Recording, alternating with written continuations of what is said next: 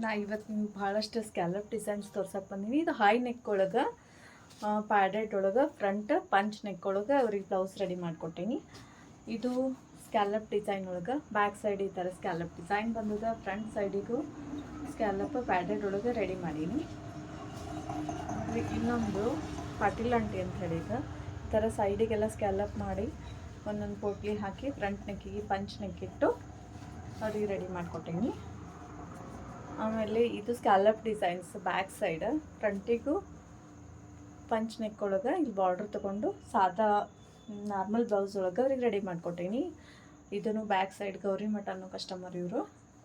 ಫ್ರಂಟಿಗೂ punch neck ಒಳಗೆ scallop design ಮಾಡಿ padded ಒಳಗೆ ಅವರಿಗೆ ರೆಡಿ ಮಾಡಿಕೊಟ್ಟೀನಿ.